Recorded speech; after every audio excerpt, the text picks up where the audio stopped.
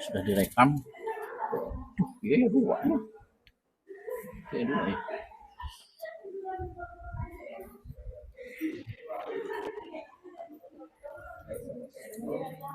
Ini siapa di sini? Nah, nanti ini mic-nya jangan diganggu banget ya.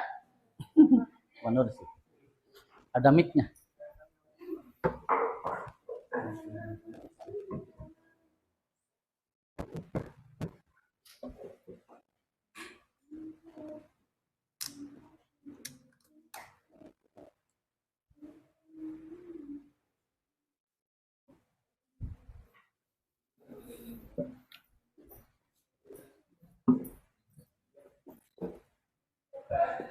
Sudah aja. Terus dari luar lagi. Pil, saya dari luar lagi.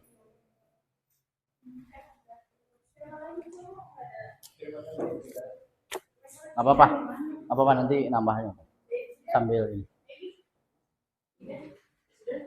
Ayo, Mel, dari sana. Dan.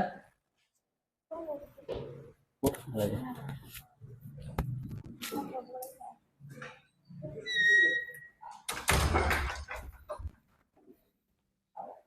Atau Mel dari sana. Sayanya. Nah, kira ada perubahan.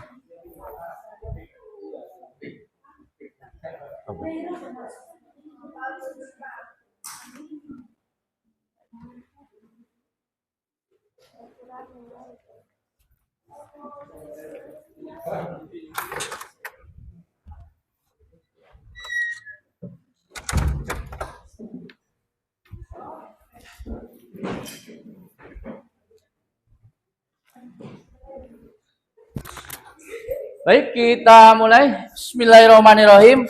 Assalamualaikum warahmatullahi wabarakatuh.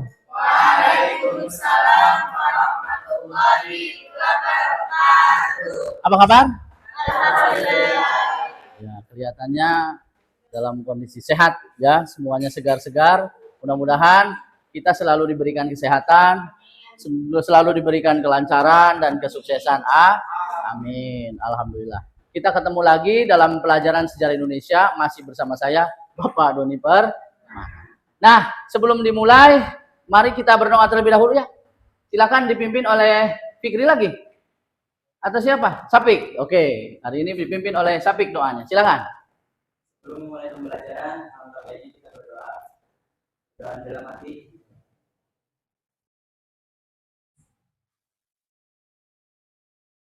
Berdoa selesai. Memberi sholawat. Assalamualaikum warahmatullahi wabarakatuh.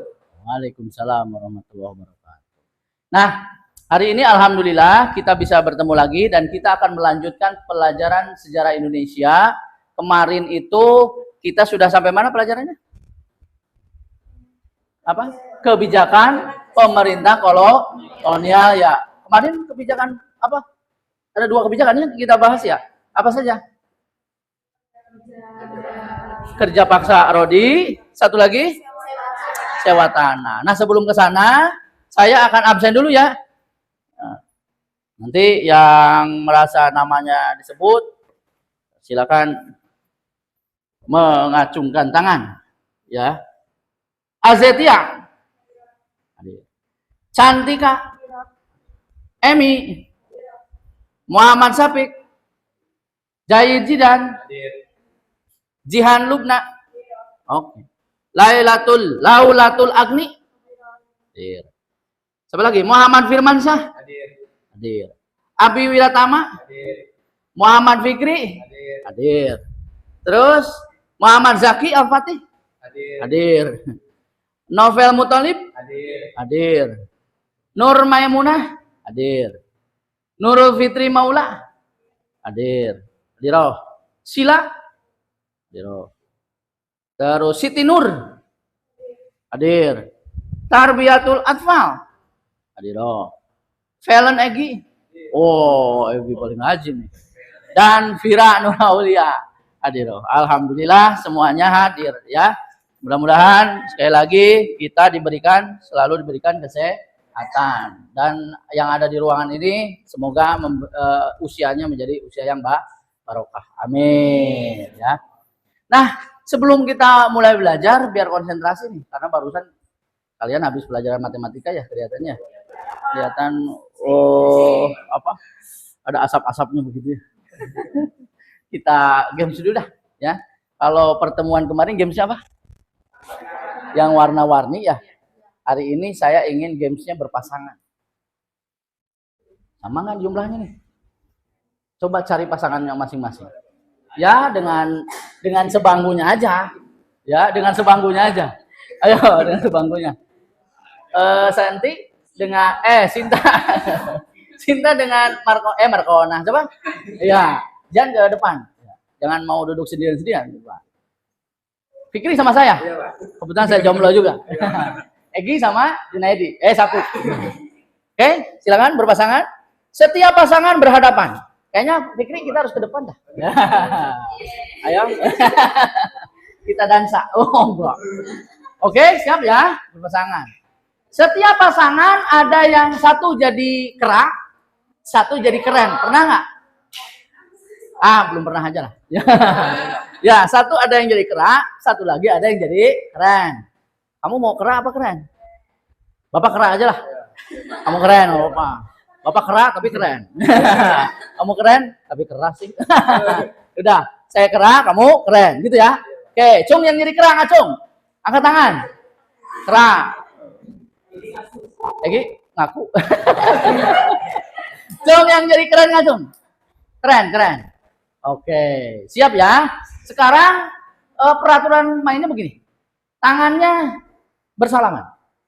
Tapi jangan kena. Jaraknya 5 meter. Jauh, terlalu jauh jangan. 1 sentimeter saja. Segini jaraknya ya. Kerak dan keren salaman. Kalau saya bilang kerak, gitu ya, komando harus bisa. Belum. Kalau saya bilang kerak, maka yang jadi kerak harus mukul yang keren. Jangan dikeprot itunya ya. Jangan. Jadi yang jadi, kalau saya bilang kerak, pukul tangannya. Yang jadi keren jangan mau dipukul. Menghindar. Kerak, dia menghindar. Bebas, menghindarnya ke atas, ke bawah, ke samping, bawah. Gimana ya? Bebas. Sebaliknya, kalau saya sebut keren, yang keren mukul kerak, yang kerak menghindar. Ya, nanti dapat poin. Yang berhasil mukul kena, berarti yang mukulnya yang dapat 1 poin. Kalau dipukul menghindar, berarti yang menghindarnya justru yang dapat poin. Gitu ya? Oh, nggak apa-apa. Itu ada. Siap ya? Assalamualaikum. Waalaikumsalam. Silakan langsung duduk. Begini, komando hanya ada di saya. Oke? Siap ya? Mau latihan dulu apa langsung? Kalau latihan berarti nggak dapat poin ya. Ini kan jangan terlalu keras, nanti sakit. Acik. Itu boleh. Kerak. Wah. Gi, jangan.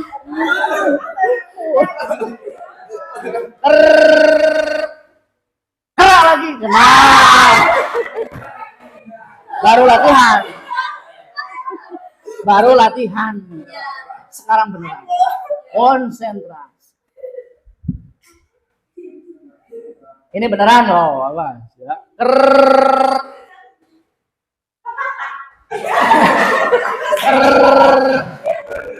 Keren. Ya.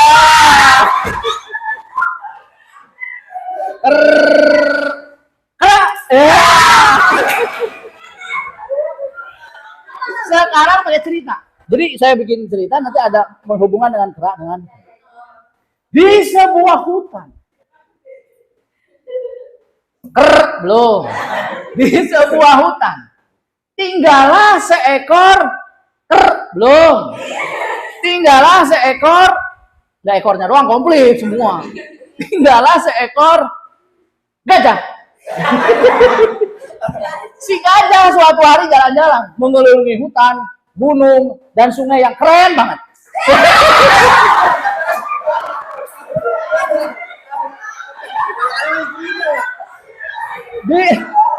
Di tengah perjalanan si gajah kaget. Karena apa? Tiba-tiba Tiba-tiba muncullah seekor awas. Oh, bukan. Muncullah seekor monyet. Beda. Si monyet punya pacar namanya Kera.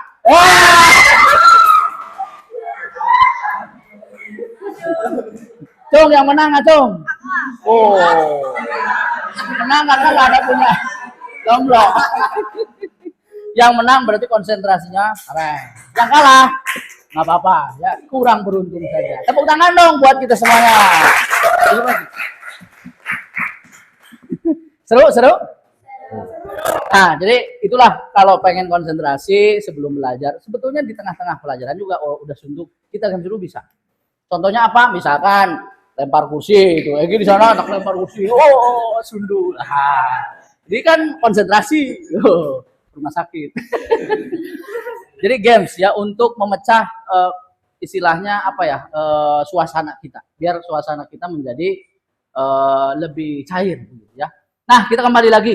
Sebelum belajar, ya saya mengingatkan lagi bahwa kalau kita ingin konsentrasi selain games yang seperti tadi, kita juga bisa melakukan apa istilahnya beres-beres ruangan lah. Ini harus rapi gitu ya. Kalian lihat duduknya harus rapi. Kemudian apa ada sampah-sampah di belakang, di bawah itu dilihat. Karena apa? Konsentrasi belajar juga apa kebersihan juga akan mempengaruhi konsentrasi belajar. Mau games lagi? Wah, sampai maghrib bahaya ya. Nggak bisa. Oke. Nah, tadi kita games dulu. Saya ingatkan, kemarin kita sudah belajar tentang kebijakan pemerintah kolonial. Ada 2 kelompok kemarin yang tampil, ya kan? Kelompok pertama menampilkan ini mind map yang sudah dibuat oleh kelompok pertama, yaitu yang membahas tentang kerja Rodi. Rodi itu yang suka dijual di Rodi. Oh, Rodi. Kerja Rodi kemarin dibahas oleh kelompok 1 mulai dari latar belakang. Kenapa kerja Rodi itu diterapkan? Tujuannya untuk apa? Ini tujuan. Untuk mempertahankan Pulau Jawa. Diterapkan oleh siapa? Herman Willem Dendels. Orang mana Herman Willem Dendels? Oh, itu Mang Herman yang jualan itu es dawet.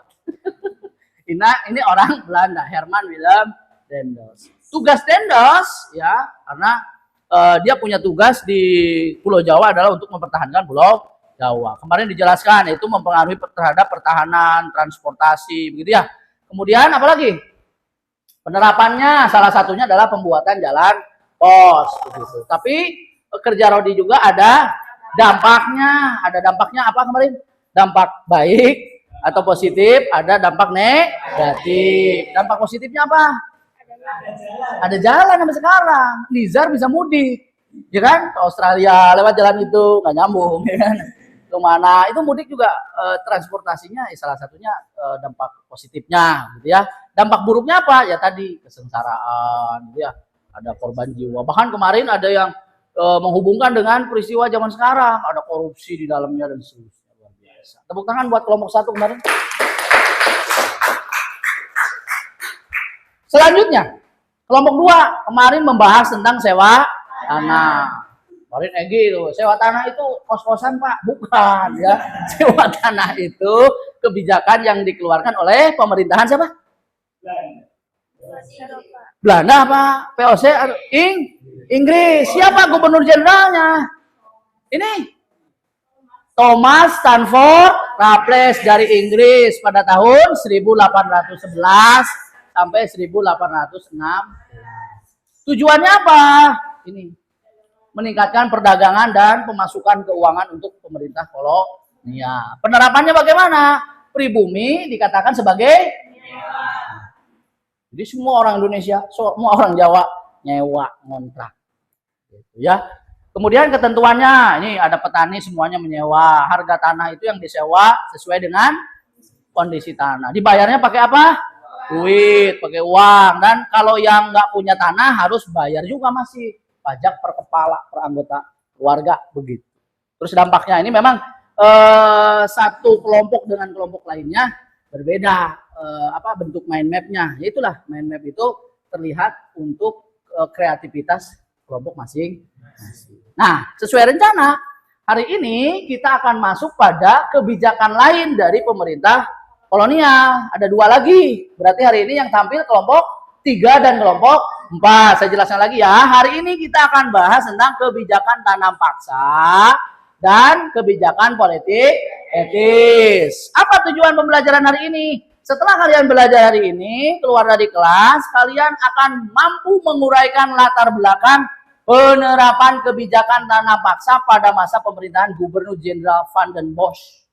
Nanti bisa menguraikan ketentuan tanam paksa itu seperti apa pada pemerintahan Gubernur Jenderal Van den Bosch.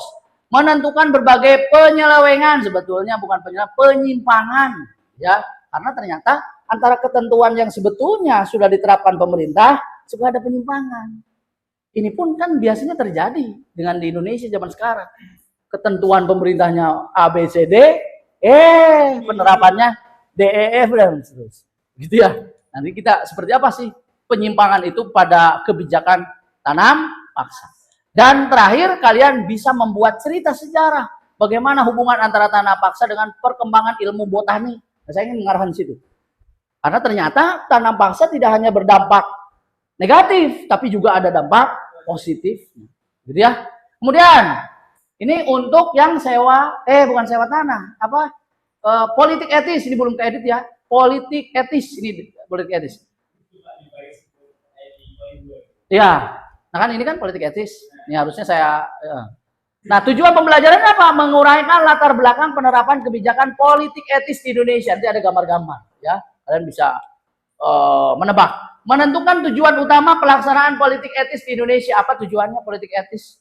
Dan apa nanti kita bedah apa politik etis itu? Kalian buat mind map lagi, ya. Kemudian menguraikan program trias politika dalam politik etis, menghubungkan antara kebijakan politik etis dengan lahirnya golongan terpelajar pendidikan Indonesia bagaimana. Dan terakhir membuat cerita lagi mengenai hubungan kebijakan politik etis dengan lahirnya kaum terpelajar tadi, terutama lebih jauhnya adalah bangkitnya rasa nasionalisme. Oke, ada yang mau disampaikan tentang pembelajaran hari kemarin sebelumnya dengan hari ini? Ada yang mau ditambahkan? Pak, saya mau tambah materi. Tambah puyang? Jangan tambah puyang. Oke, nah saya ingatkan lagi, kita sudah dibagi menjadi 4 kelompok. Jadi kelompok 1 dan kelompok 2 ini tidak istirahat, tapi mereka ya akan mencari, mengeksplorasi pertanyaan-pertanyaan yang mau ditanyakan untuk sesi diskusi kepada kelompok 3 dan 4. Kelompok 3 akan membahas nanti termasuk presentasi, mempresentasikan hasil mind map-nya, yaitu tentang tanam paksa. Sedangkan kelompok 4 tentang kebijakan politik. Paham ya? Ini tugasnya. Tadi kelompok 4. Kelompok 3 dan 4 bikin mind map diskusi dan ke depan. Kelompok 1 dan 2 kalian mencari pertanyaan yang paling gampang, ya, yang paling, ya bukan paling sulit sih sebetulnya. Kalian memang harus mencari, mengkritis gitu ya, mengkritik kebijakan itu seperti apa, kemudian ditanyakan, berdiskusi dengan kelompok yang di depan, ya. Nah, batasan eksplorasi kalian, pencarian kalian itu yang pertama kalian cari latar belakangnya, ya sama dengan kelompok kemarin. Kemudian cari tujuan utamanya apa. Kalian cari hambatan atau penyimpangannya apa. Kan ada penyimpangan tadi. Apa dampaknya? Tadi ada yang positif, ada negatif. Sama ini juga. Begitu. Carinya di mana? Ya bisa kalian cari di buku paket, ya kan? Di web belajar, silakan cari. Ya, cari. Ini saya sudah siapkan web belajarnya. Kalian tinggal cari seperti yang kemarin. Ya. Dan terakhir, berapa lama eksplorasinya saya kasih waktu 20 menit, sedangkan presentasinya 30 menit. 30 menit itu dibagi 2, berarti 15 menit. 15 menit. Saya berikan waktu lebih lama, karena ini tidak seperti kemarin, saya harus jelaskan banyak hal. Gitu ya. Oke, sebelum dimulai, ada lagi yang mau ditanyakan? Tidak ada? Kalau tidak ada, silakan kalian masuk pada kelompoknya masing-masing. Silakan. Kelompok 1, 2, 3, 4. 1, 2 di belakang, 3, 4 di depan. Silakan.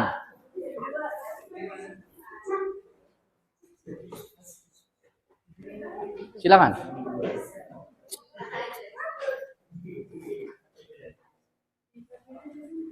Disatukan aja, so.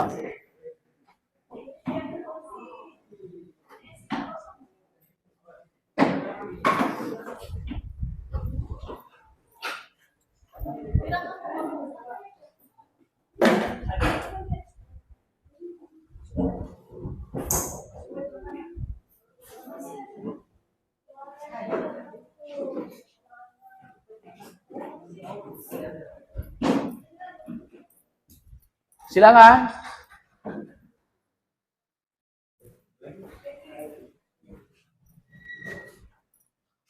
Ayo, Man, bergabung, Man. Ya.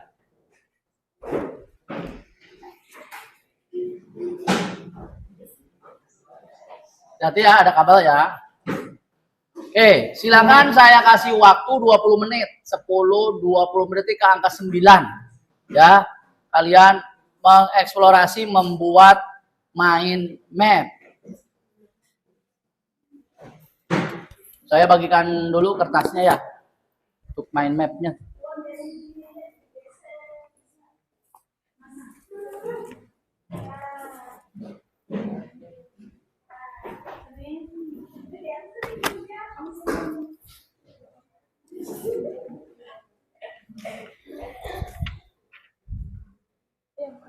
Ya.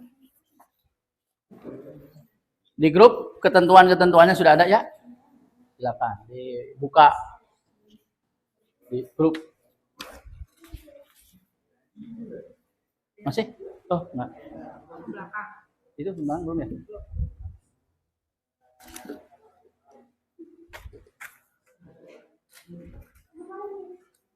Silakan 20 menit.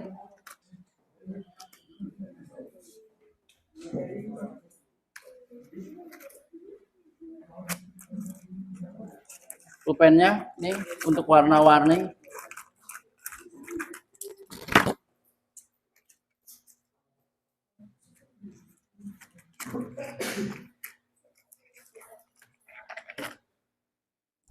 Ya.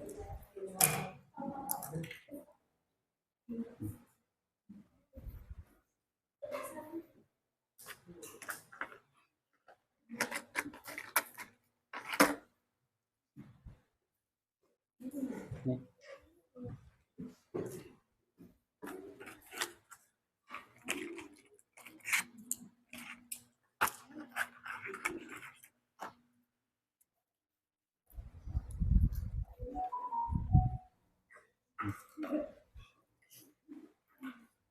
Oh, udah, satu aja.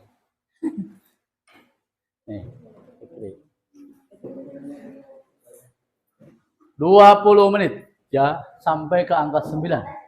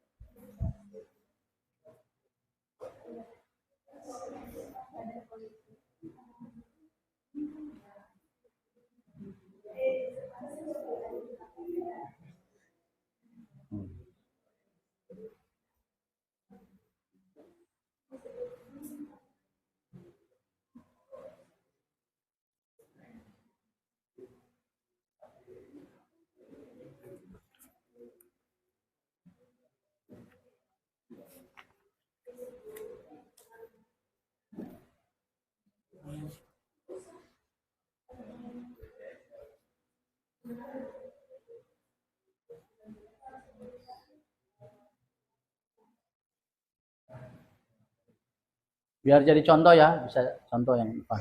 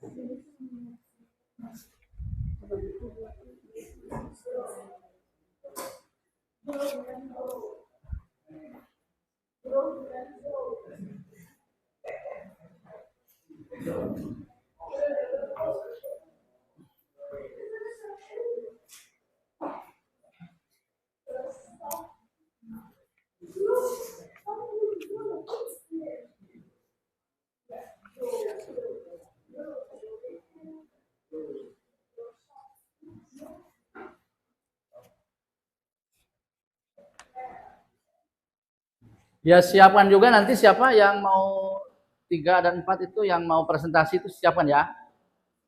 Kelompok 3 nanti siapa juru bicaranya ya.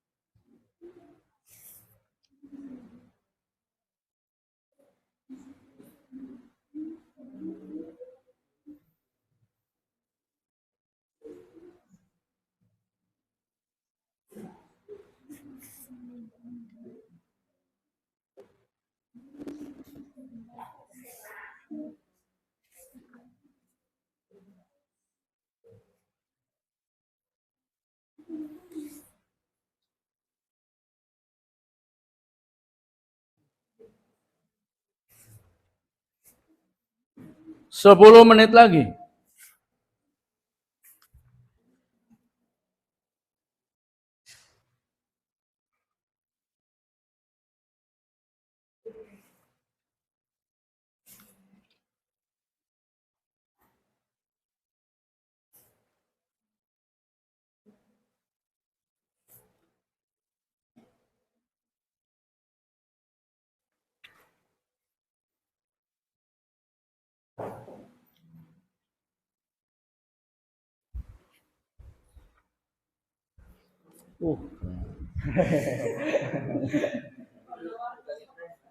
Temil. Temil. Keren.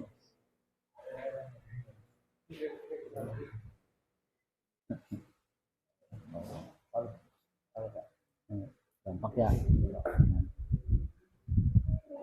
Tujuan ini. Jangan dibuat di handphone ya.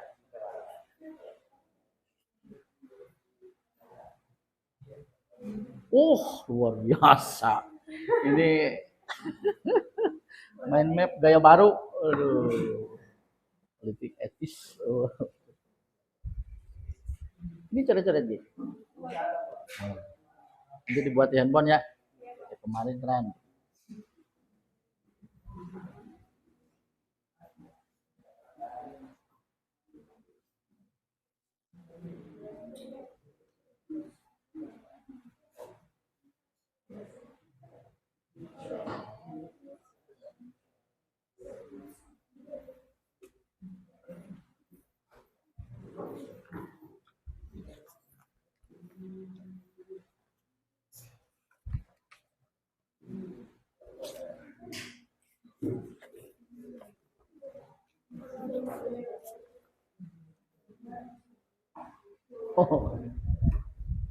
Coba ya.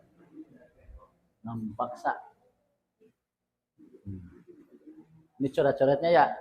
Nanti dirapikan di handphone begitu ya. Bagus.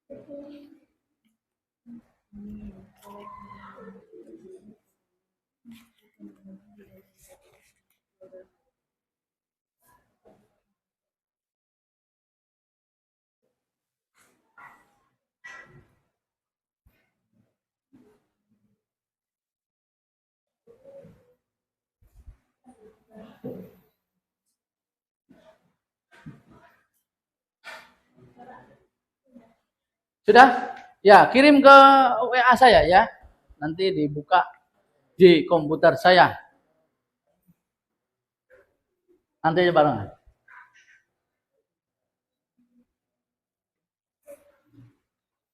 Kelompok 1-2 sudah bikin pertanyaan? Masing-masing berapa? Oh, ya satu aja lah ya. Jangan terlalu banyak nanya. Tapi nanti pertanyaannya bisa beranak pinak nanti. Satu pertanyaan nanti boleh nanya lagi kalau belum puas. Atau nanti saya nambahin. Ya. Jangan lupa nanti bagi-bagi tugas. Ada yang bertanya, ada yang boleh menambahkan. Ada yang menjadi penyaji, yang lain yang tidak jadi penyaji menambahkan. Kalau ada pertanyaan bisa jawab. Sehingga nanti saya catat dinilai kalian semua anggota kelompoknya aktif. Ada yang aktif bertanya, ada yang aktif jadi penyaji begitu.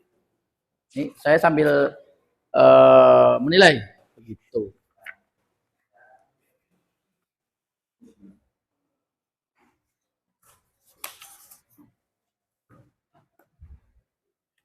Lima menit lagi.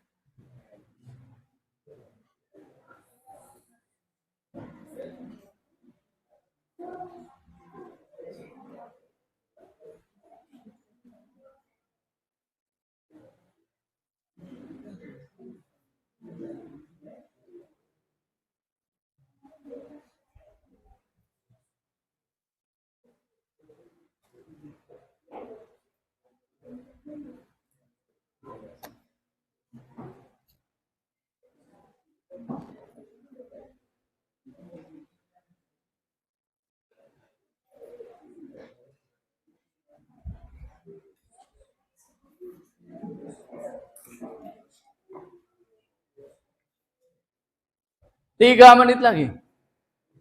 Kelompok yang 4 sudah kirim? Sudah? Alhamdulillah. Berarti tinggal kelompok 1-2 menentukan pertanyaannya. Ya. Manfaatkan waktu 3 menit lagi untuk berlatih presentasi yang baik.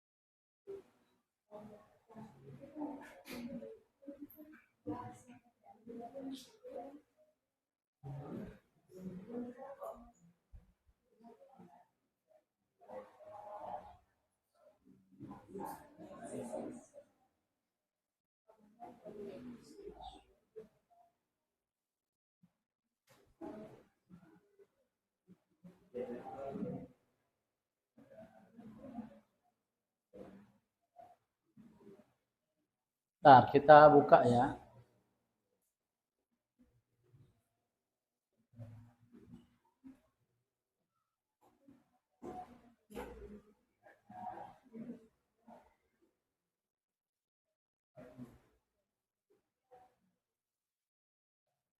Ini apa pokoknya?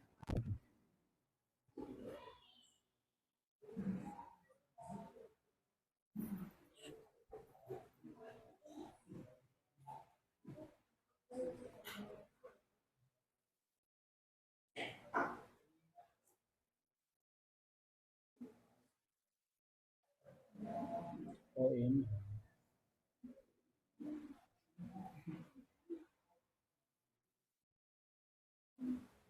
Terlihat? Oke.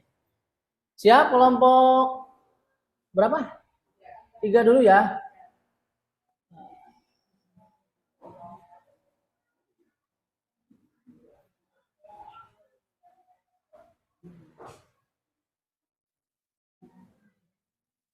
Oke, silakan. Kelompok 3 maju ke depan. Inilah dia mind map yang dibuat oleh kelompok 3. Tepuk tangan dong buat kelompok 3. Silakan. Presentasikan. Yang mau bicara ada mic-nya. Siapa duluan ya?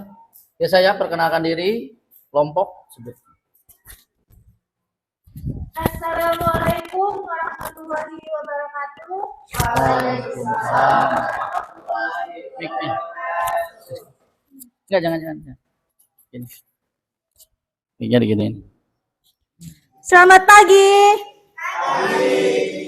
Enggak semangat. Semangat dong. Selamat pagi. Bagus. Perkenalkan, nama saya Cantika Adelia dan teman saya. Kami dari kelompok 3 ingin menjelaskan materi tentang tanam paksa.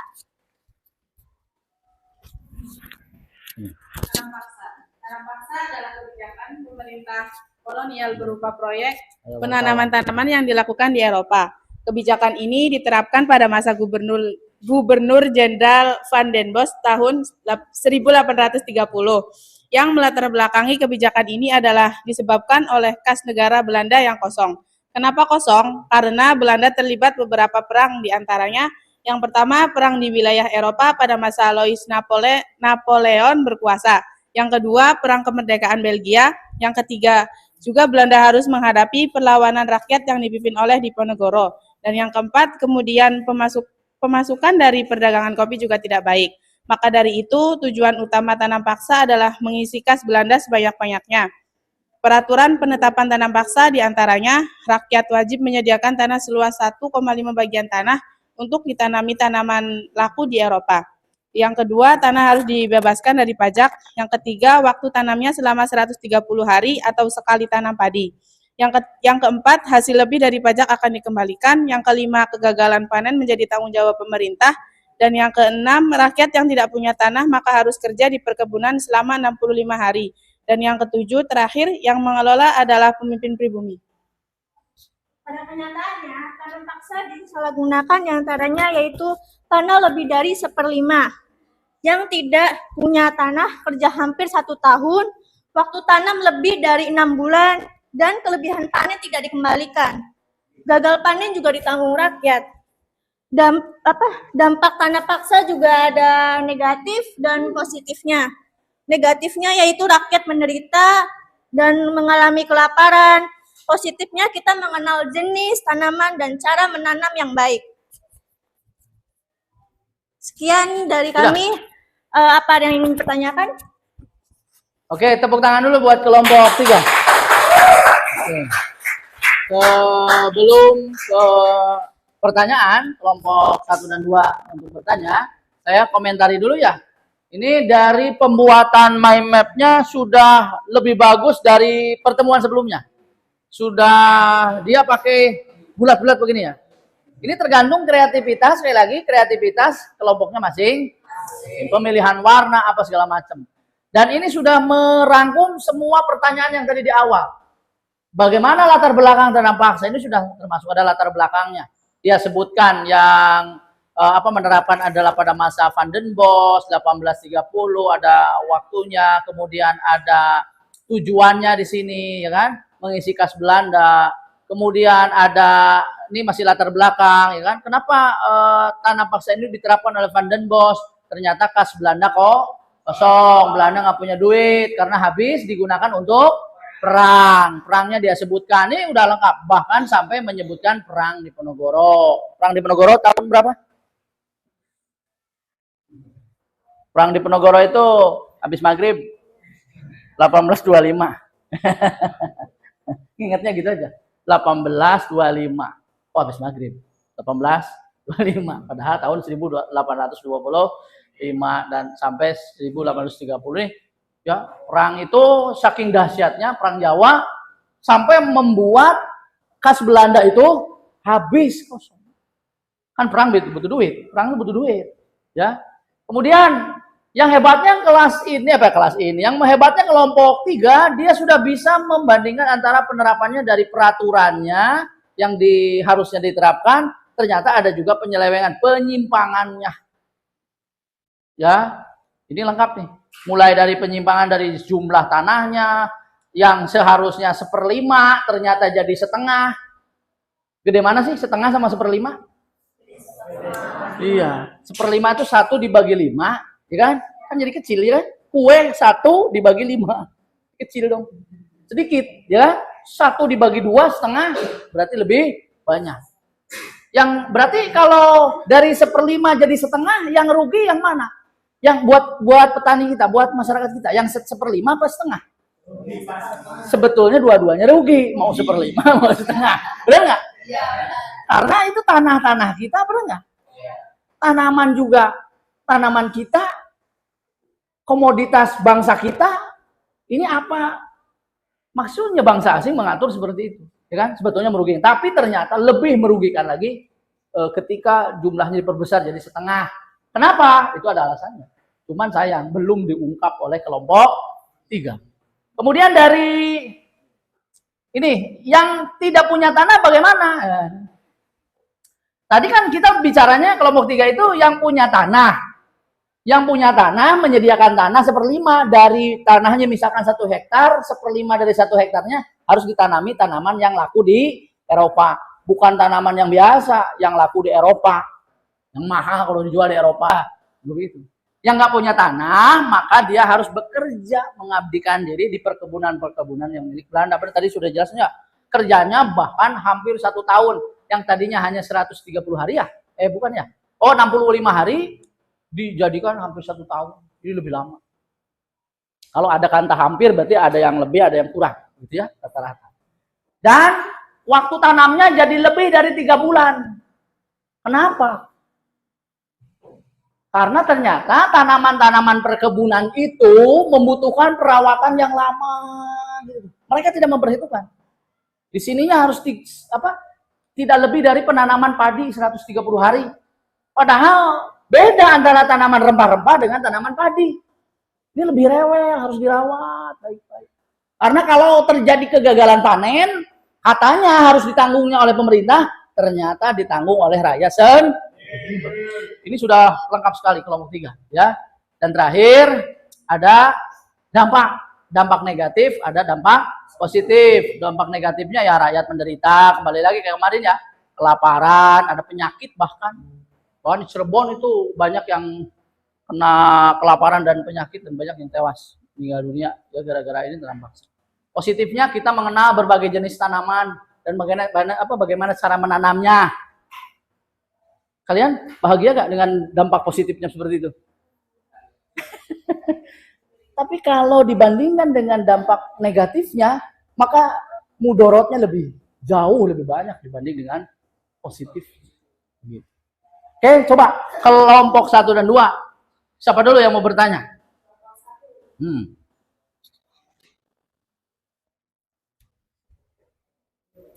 Wah, jangan dipencet ya, ini ya. Atas. Nama saya Zetia Ezamanha dari kelompok 1. Pertanyaan saya untuk kelompok 3 adalah, mengapa terjadi penyelewengan pada sistem tanam paksa?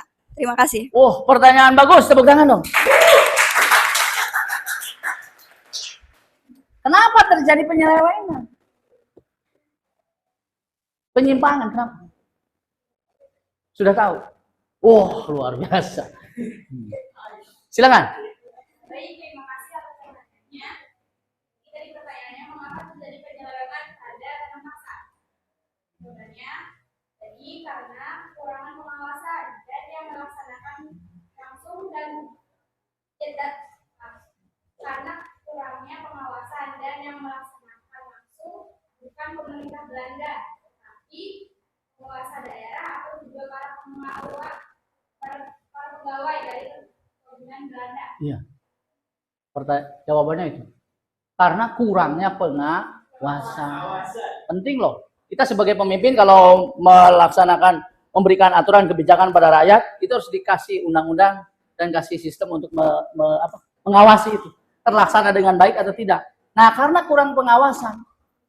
Kenapa bisa terjadi kurang pengawasan juga? Karena diserahkan ternyata sama Van den Bosch itu pengelolaan teknisnya di lapangannya itu diserahkan kepada masyarakat pribumi, pemimpin-pemimpin. Ada wedana, ada camat, ada kepala desa. Itu diserahkan ke mereka. Dan kembali lagi ketika kekuasaan diserahkan kepada yang lain dan yang lainnya tidak bisa menggunakan kekuasaan itu dengan baik, maka dia cenderung korup, cenderung terjadi penyimpangan. Gitu.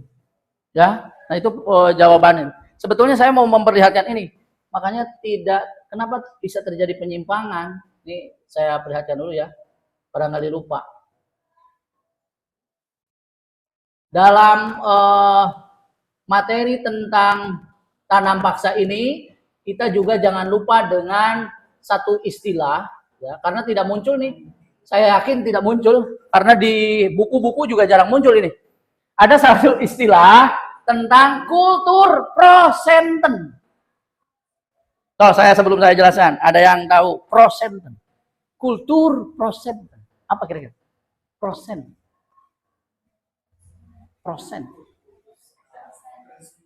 Pernah dengar porsen? Kalau kita habis kerja tuh, tenang, porsen. Apa? Bonus, hadiah, upah. Apa kultur prosenten? Hadiah dari kultur, dari tanaman itu yang kita. Siapa yang dapat kultur prosenten? Ya kepala desa. Siapa yang dapat kultur prosenten? Ya wedana, ya camat, wali kota, gubernur. Mereka yang dapat. Dari apa? Dari target yang sudah dicanangkan sama Belanda. Misalkan kata Van den Bosch, desa apa kita ini namanya? Desa Weru Kidul, kepala desanya Bapak Doni. Amin. Jangan jadi kepala desa. Misalkan. Ada nih kata Van den Bosch, siapa? Kamu dapat target menanam cengkeh misalkan. Menanam cengkeh 1 bulan harus menghasilkan 1 kintal. Siap. Saya bilang ke masyarakat desa saya, ayo tanam cengkeh. Akhirnya setelah 1 bulan, dapatlah saya 5 kintal. Hebat atau enggak? Kenapa hebat? Ayo. Saya targetnya 1 kintal. Dapat 5 kintal. Karena kan pada setor. Rakyat saya, desa Weru itu pada setor. Dapatnya 5 kintal. Hebat kata Firman. Keren. Tepuk tangan buat Firman. Pantes jadi asisten Van den Bosch. Berarti melebihi target. Kata Van den Bosch, kalau melebihi target, Pak Doni akan mendapatkan persen hadiah. Ya, baik berupa potongan dari cengkehnya maupun dari uangnya. Jadi yang bahagia siapa? Saya dong nanti kan. Ya, alhamdulillah saya bahagia. Jadi yang bahagia adalah kepala daerah. Apa yang dilakukan oleh kepala daerah? Biar mereka targetnya melebihi dari yang ditargetkan Van den Bosch. Enggak. Apa yang harus saya lakukan? Biar rakyat saya terus setiap bulan ke 5 kintal, bahkan mungkin lebih. Saya harus memaksa. Bahkan saya harus galak. Po, atau kuda jengnya itu saya udah sebegini. Akhirnya gagal panennya. Galak. Pertanyaan saya, penjajahnya siapa jadi? Bangsa sendiri. Saya curiga. Kita tidak dijajah sebetulnya oleh Belanda, tapi dijajah oleh bangsa sendiri. Curiga saya. Bahkan sampai sekarang. Mungkin kecurigaan, benar gak? Kalian harus berpikir, kita ini sedang terjajah sebetulnya. Maka kalian harus belajar sejarah itu mengkritisi. Oh, kalau saya mengkritisi, dari dulu sebetulnya kita tidak hanya dijajah Belanda, tapi dijajah oleh orang-orang pribumi yang memanfaatkan kekuasaan Belanda. Maka ini masuk kultur prosenten. Saya suka kalau materi ini. Karena apa? Gue banget. Maksudnya, kita banget di zaman sekarang. Nih, ya kelompok 3 catatannya tambahannya ada kultur prosenten. Baik, kita lanjutkan ke kelompok berapa? 2 ya, mau bertanya ya. Oke, silakan. Pakai mic. Biar kedengeran suara merdunya. Pegangin mic. Anja. Silakan. Perkenalkan, nama saya Janlubna Azizah. Pertanyaan saya adalah, mengapa tanam paksa menyebabkan kelaparan? Sedangkan memang pekerjaan pribumi adalah perkebunan dan pertanian. Ya, maksudnya kenapa terjadi kelaparan? Kan kerjaannya sama, mereka kan disuruh menanam padi apa segala macam tanaman itu. Kenapa kok jadi kelaparan ya? Iya. Seharusnya enggak ya, kan pekerjaannya sama.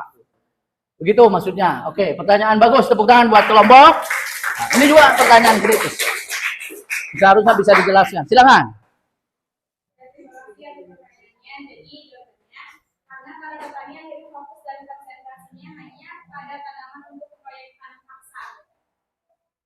Ya jadi fokusnya ke situ ya? Iya. Ngerti nggak?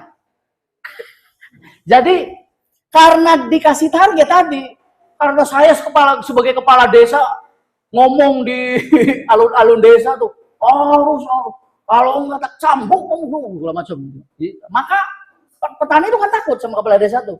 Karena zaman dulu tuh Raden itu ya, kepala desa itu kan Raden, anak keturunan apa gitu ya. Mereka itu sangat dihormati. Jadi ketika mereka merah tuh wah luar biasa. Dia takut. Maka mereka fokusnya apa? Menanam cengkeh. Sedangkan tanaman padinya nggak mereka urus. Karena apa ya? Istilahnya terlupakan. Akhirnya apa? Gagal panennya. Kalau gagal panen, ya pemasukan berasa sedikit.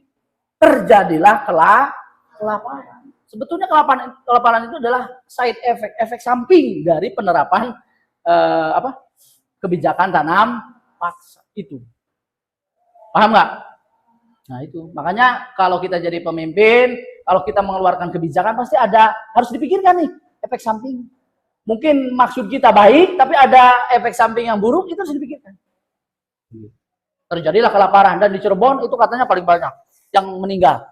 Karena kalau orang nggak makan, misalnya kurang gizi, maka rentan dengan penyakit kudes waktu itu dia, kolera, masuk angin, mencret, segala macam penyakit ada, sehingga banyak yang meninggal. Ya, banyak yang meninggal. Di Cirebon kelaparan. Kenapa saya bicara Cirebon? Karena kita ada di Cirebon. Ya. Oke, tepuk tangan dong buat kelompok 3. Ini luar biasa, ya. Cuman tambahannya yang ini tadi, ya. Nanti dipelajari lebih jauh lagi tentang kultur prosenten. Silakan ditutup karena untuk Sekian dari kami, kurang lebihnya mohon maaf. Jika ada kesalahan kata, wassalamualaikum warahmatullahi wabarakatuh. Waalaikumsalam warahmatullahi wabarakatuh. Oke, kita sambut yang berikutnya kelompok berapa? 4. Alhamdulillah. Ini dia kelompok 4 yang akan menjelaskan dengan mind map tentang kebijakan politik etis.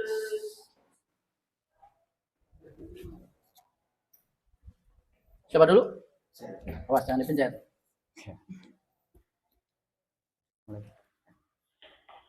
Assalamualaikum warahmatullahi wabarakatuh. Waalaikumsalam warahmatullahi wabarakatuh. Selamat pagi, ohayo gozaimasu, sabahul khair, guten morgen, and good morning. Perkenalkan, kami dari kelompok 4 ingin menjelaskan tentang politik etis. Nama saya Muhammad Syafiq Deul Haq sebagai moderator acara, dan Nama saya Muhammad Firmansyah. Tepuk tangan buat kelompok 4. Semangat, semangat. oke, sebelumnya saya berterima kasih kepada Pak Doni yang telah memberikan saya waktu untuk memberikan kami waktu untuk berpresentasi di depannya. Oke, langsung saja pada pemateri yang pertama, yaitu Politik etis atau lebih dikenal dengan sebutan politik balas budi. Ya, politik ini dipelopori oleh dua tokoh dari Belanda yang terkenal, yaitu Fletcher Prothoff dan Van Deventer. Politik ini berawal dari keprihatinan dua tokoh tersebut terhadap kondisi masyarakat pribumi ketika mereka datang ke Hindia Belanda. Menurut mereka, bangsa Belanda telah menikmati hasil jeripayah yang dilakukan pribumi, sedangkan rakyat pribumi dibayar miskin, diakibatkan oleh tanam paksa. Politik ini kemudian diterapkan pada tahun 1901. Dengan tujuan utamanya yaitu memperbaiki nasib rakyat atau jajahan. Penerapan politik etis terdiri dari 3, makanya biasa disebut dengan trias politika Van Deventer. Dengan memperbaiki edukasi, irigasi, dan transmigrasi. Dampak dari politik etis adalah munculnya pendidikan. Yang kedua ada kaum terdidik atau nasionalisme. Sekian dari kelompok kami. Bila ingin ada pertanyaan, mangga.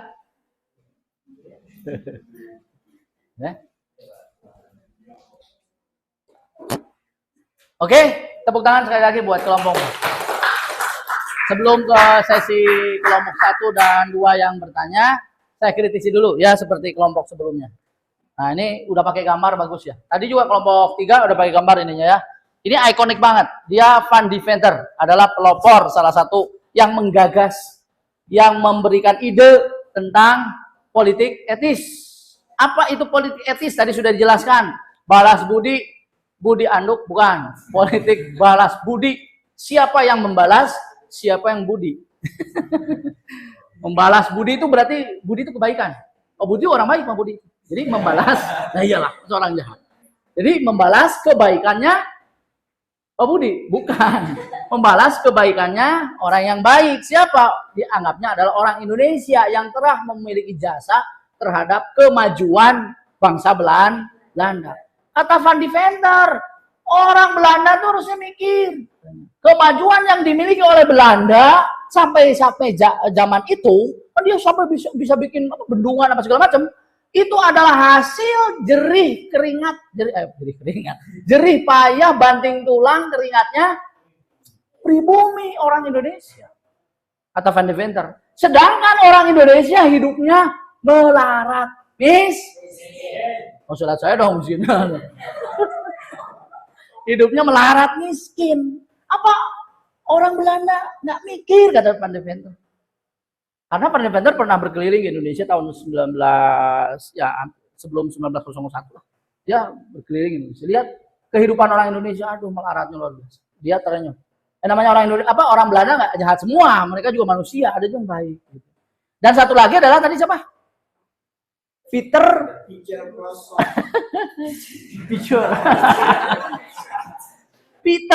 Brosco. Dia ini seorang wartawan. Ya, kalau Van Deventer itu ahli hukum, pengacara. Kalau Peter Brosco harus cerita dulu tadi ya. Makanya ini tambahannya ya. Peter Brosco misalnya di situnya wartawan, ya. Sedangkan Van Deventer pengacara, ahli hukum. Jadi ada tambahannya tuh di ini nih, di cabang ini ya. Politik balas budi sejak 1901. Apa ini yang ini? Kesengsaraan. Oh ya. Jadi kesengsaraan yang terlihat dalam pandangan Van Deventer sama si Brosov itu adalah akibat dari tadi tanam paksa. Jadi nyambung dengan materi yang sebelumnya. Ya, tujuannya apa? Kata Van Deventer, harusnya orang Belanda mikir, jangan hanya menikmati hasil jerapayahnya saja, tapi orangnya juga harus dipikirkan. Bagaimana nasib orang Indonesia, rakyat jajahan? Kemudian dia mengajukanlah namanya politik etis ke siapa? Ke Ratu Belanda. Siapa? Ratu Belanda siapa? Julaiha. Juliana. Dia laporlah ke Ratu. Itu rakyat Indonesia sangat melarat. Dan seterusnya dia cerita. Akhirnya disetujuilah oleh Ratu. Silakan diadakan politik etis balas budi. Nah ini ada kekurangannya. Politik etis ada 3. Edukasi, irigasi, transmigrasi. Harusnya ada penjelasan lagi ke sini ya. Edukasi itu berarti bidang pendidikan. Boleh nanti bikin cabang lagi. Pendidikan itu maksudnya apa? Persekolahan. Dibangunlah sekolah-sekolah. Tambah lagi. Kemudian irigasi. Karena untuk memperbaiki bahasa itu tadi harus menggunakan pendidikan. Cara kalian untuk berubah dari posisi seperti ini menjadi posisi lebih hebat, itu dengan apa? Pendidikan. Yang kedua adalah irigasi apa? Pengairan. Tulis di cabangnya itu pengairan. Harus tambah. Kemudian apa lagi nih? Transmigrasi. Memindahkan penduduk dari wilayah yang padat ke wilayah yang lebih kepadatannya lebih longgar begitu ya. Daerah-daerah. Untuk apa? Untuk mendukung kesejahteraan. Nanti dikasih modal untuk berusaha. Itu sebetulnya yang digagas oleh Van Deventer itu baik sebetulnya. Tapi kembali lagi terjadilah penyimpangan yang membuat bangsa kita menjadi sengsara bukan karena program pemerintahnya tidak baik, tapi cara menerapkan programnya itu yang kadang menyimpang. Oke, kita cari pertanyaan-pertanyaan kritis dari kelompok 1 dan kelompok 2. Kelompok 2 dulu deh. Tadi kan 1 ya. Gantian. Yo.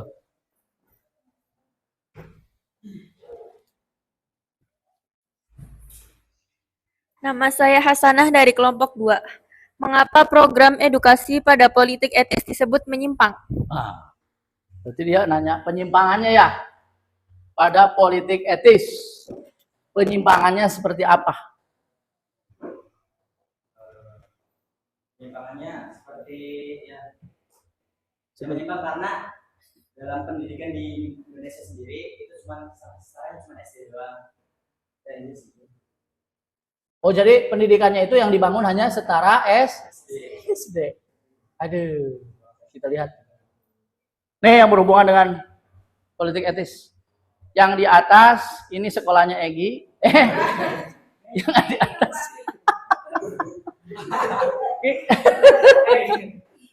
Gi, senyum dong di mana tuh. Ini Pak Doni ini ya. Oh, jangan di sini. Ini sekolah Pan 1 zaman dulu. Enggak, ini sekolah zaman politik etis dilakukan. Ya, ini yang pertama nih. Kamu bandingkan sekolah yang di bawah, ini juga sama. Ayo coba, 1 orang, apa bedanya? Sekolah di atas sekolah apa sih? Buat yang mana? Yang ini? Tentu yang di atas adalah sekolah untuk rakyat biasa. Sekolah rakyat namanya SR, sekolah rakyat.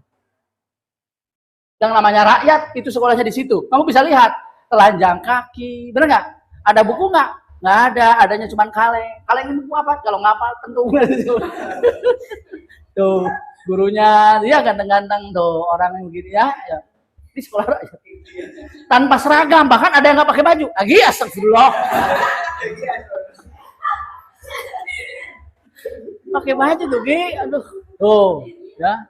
Bahkan saya pernah lihat, saya cari fotonya nggak ada ya. Ada sekolah yang di bawah pohon. Itu sekolah rakyat. Sekolahnya di bawah pohon. Jadi itu apa? Oh ada juga. Oh, sekolah lama. Mungkin keedan dari zaman dulu ya. Tapi bedanya apa? Papan tulis stempel sana. Kemudian yang datang ya anak-anak seperti ini, anak rakyat, anak petani. Kadang nggak pakai sepatu, bukan kadang, semuanya nggak pakai sepatu, ada nggak punya, ada yang nggak pakai seragam, telanjang dada, pakai celana sih, tapi nggak telanjang dada, dan tidak ada WC umum, nggak ada apa, jadi dia biasanya di pinggir sungai gitu. Jadi kalau lagi belajar tuh, Pak, aku mau ke belakang. Silakan, kelihatan langsung. Oh, wahir itu.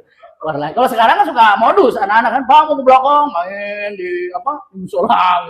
Tidak bersyukur, ya. Nah, yang di bawah itu sekolah beda lagi. Ini adalah sekolah untuk orang-orang Belanda dan keturunan juga adalah untuk sekolah bangsawan darah biru.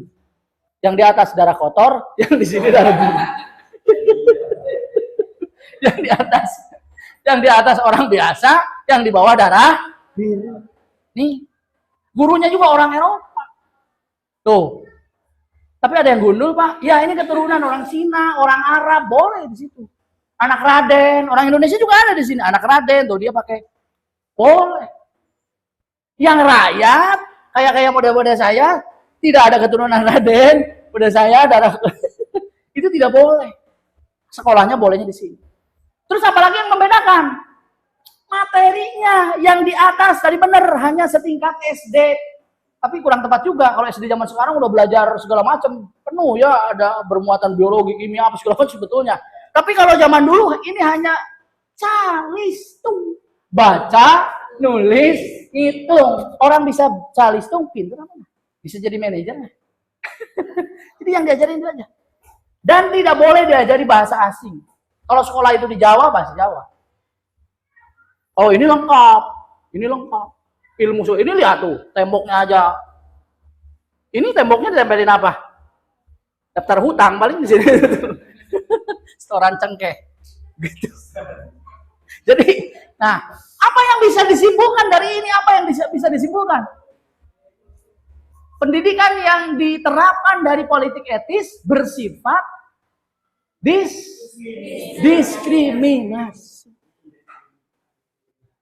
diskriminatif kalau sifat. Itu makanya tadi pertanyaannya kenapa menyimpang? Karena sifatnya diskriminasi. Saya tarik napas dulu. Kita selang dengan kelompok berapa? 1 ya? Silakan. Oh, pikir. Pegang. Assalamualaikum warahmatullahi wabarakatuh. Waalaikumsalam. Perkenalkan, nama saya Muhammad Fikri, perwakilan dari kelompok 1, izin bertanya kepada kelompok 4. Menurut pendapat kelompok 4, mengapa proyek irigasi tidak berhasil mengubah nasib rakyat? Terima kasih. Tepuk tangan buat Fikri. Kenapa? Ayo dicoba dulu. Karena irigasi yang dibuat ternyata dikuasai oleh pemerintah Belanda dan lokasinya dekat dengan perkebunan milik Belanda. Nih, untuk membantu tampilan, nih kebetulan saya mau bikin ini. Ini irigasinya nih. Irigasi itu pengairan. Kalau sawah kan butuh ini. Maksud pemerintah Belanda saat itu, orang Indonesia ingin ditingkatkan kemakmurannya dengan cara apa? Irigasinya diperbaiki biar bagus. Sehingga aliran airnya tuh bagus ke semua ke semua sawah tuh kayak di sini. Sehingga nanti sawahnya menjadi subur. Akhirnya makmur kan begitu ya kalau secara teoritis. Ternyata menyimpang juga, benar kata Firman. Ternyata menyimpang juga. Penyimpangannya apa? Ternyata pengairan ini dibuatnya bukan di tempat rakyat-rakyat, tapi di tempat perkebunan Belanda. Jadi yang makmur siapa? Belanda. Itulah disimpangkan. Ya, jadi sebutnya penyimpang. Sebetulnya nggak hanya ini, ada lagi. Nih, ini saya ambil foto. Saya di mana ya? Oh, nggak di foto. Saya yang foto. Nih, ini adalah foto keluarga yang akan berangkat, bukan umroh, mau berangkat transmigrasi. Mau berangkat transmigrasi nih. Kemana? Ke tempat yang sudah ditentukan oleh Belanda, tempat-tempat yang istilahnya perlu sumber daya manusia untuk digarap di situ. Dan janjinya Belanda itu dikasih uang, dikasih permodalan bantuan. Tapi ternyata enggak. Orangnya dibawa ke tempat yang jauh, disimpan di sana, tinggal di sana, ternyata sampai di sana tidak dikasih modal. Sukses apa enggak? Ya kemungkinan kecil sukses. Makanya akhirnya saya bilang politik etis itu menyimpang dari tujuan awal. Dari tadi apa? Pertama yang menyimpang itu Kasih pendidikan sudah menyimpang. Itu baru sedikit yang saya bahas. Kalian bisa baca lagi. Yang kedua apa? Irigasi menyimpang. Yang ketiga? Transmigrasi. Oke, silakan ditutup dulu kelompok 4. Terima kasih atas perhatiannya. Mohon maaf. Sekian. Assalamualaikum warahmatullahi wabarakatuh. Tepuk tangan buat kelompok 4. Silakan duduk. Sebelum kita akhiri, silakan barangkali mau bertanya dengan apa yang tadi saya jelaskan panjang lebar, kita bahas. Barangkali ada yang mau ditanyakan, ada yang mau menambahkan, barangkali temuan di buku, barangkali menemukan apa perlu ditambahkan. Dan tadi kelompok-kelompok yang harus ditambahkan, mind map-nya ditambahkan, ya. Boleh diedit, nanti kirim lagi ke saya. Nanti menjadi penilaian. Begitu. Ada? Kalau tidak ada, karena waktunya hampir habis, baik kita tiba pada kesimpulan. Silakan, siapa yang mau menyimpulkan dari mulai politik, tadi apa? Kebijakan, tanam paksa. Ya kita bareng aja lah. Tanam paksa itu apa? Kebijakan dari pemerintah Belanda. Siapa yang mempeloporinya? Van den Bosch pada masa pemerintahan Van den Bosch, yaitu proyek penanaman tanaman yang laku, yang mahal, yang bisa dijual di Eropa atau di Belanda. Tujuannya untuk apa? Meningkatkan apa tadi? Kas, duitnya Belanda karena habis. Karena apa? Perang. Salah satunya perang Diponegoro. Ya. Terus apa lagi? Peraturannya banyak, ya, bahwa pribumi harus menyiapkan 1/5 tanahnya, kemudian menyimpang jadi setengah, gitu ya. Waktu tanamnya harusnya 1 kali tanam padi malah menjadi lebih, kan gitu ya. Akhirnya masyarakat menjadi sengsara karena fokus ke situ. Terus muncul kultur prosen apa? Hadiah persen. Gitu. Sudah terjadi penyelewengan, penyimpang. Satu lagi barusan politik etis. Ya, politik etis juga apa? Politik balas budi yang dipelopori oleh yang menyimpang dulu. Yang dipelopori oleh Peter Brosov dengan Van der Venter. Maksudnya baik nggak? Baik. Ada 3. 1. Edukasi. 2. 3. Nantinya, hafal. Tepuk tangan. Tapi benar menyimpang. Edukasi, penyimpangannya apa? Terjadi diskriminasi. Irigasi menyimpang. Menyimpang juga karena apa? Irigasinya dibangun di tempatnya Belanda. Transmigrasi. Nggak dikasih modal, tidak diperhatikan orang-orang yang dipindahkannya itu. Sehingga tetap menyusahkan bangsa Indonesia, masyarakat Indonesia. Alhamdulillah kita sudah selesai. Terakhir, seperti biasa, kalian silakan membuka LKPD-nya. Ya, saya kasih waktu 10 menit. Silakan.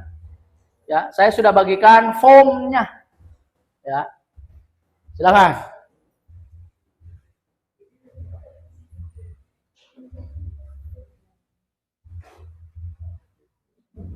Kemarin yang mengerjakan baru 10 orang, salah. Yang form ini. Ya, yang pertemuan sebelumnya.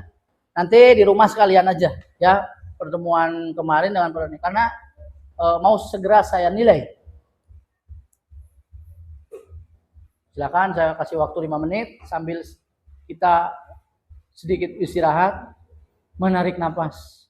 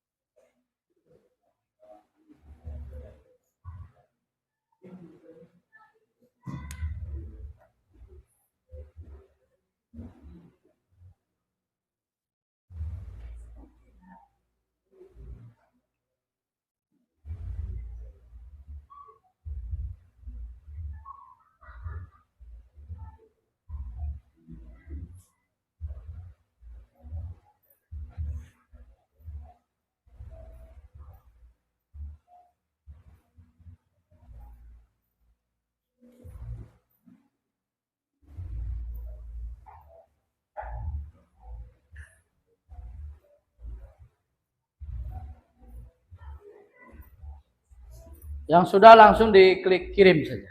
Ya. Sudah? Sudah. Masih ada yang mengerjakan.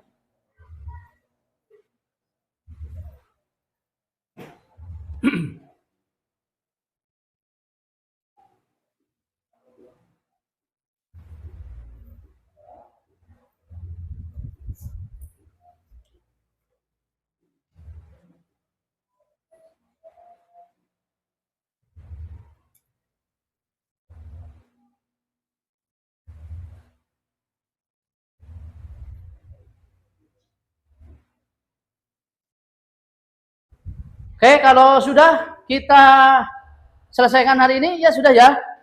Sudah disimpan handphonenya, dikirim sudah ya. Nanti saya cek. Ya, kemarin ada, karena kemarin ada yang belum mengerjakan. Jadi, ya, mungkin tidak terkirim ya kemarin tuh, mungkin tidak terkirim. Nanti kita cari siapa yang belum mengerjakan, ya, belum terkirim. Baik, demikian pembelajaran hari ini. Semoga materi hari ini bisa bermanfaat buat kita semuanya dan menjadi ilmu yang barokah, yang bermanfaat buat kita semua sepanjang hayat nanti. Sehingga kita menjadi generasi-generasi anak-anak yang hebat berprestasi. Terima kasih. Wassalamualaikum warahmatullahi wabarakatuh. Waalaikumsalam warahmatullahi wabarakatuh. Siapa kita? Bersatu, bersatu, bersatu. Tepuk tangan dong.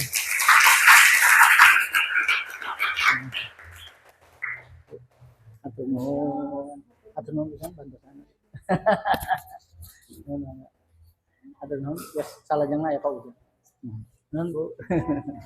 Bu, iya nih Bu. Aja. Aduh, ini kayaknya. Ya. Nuhun.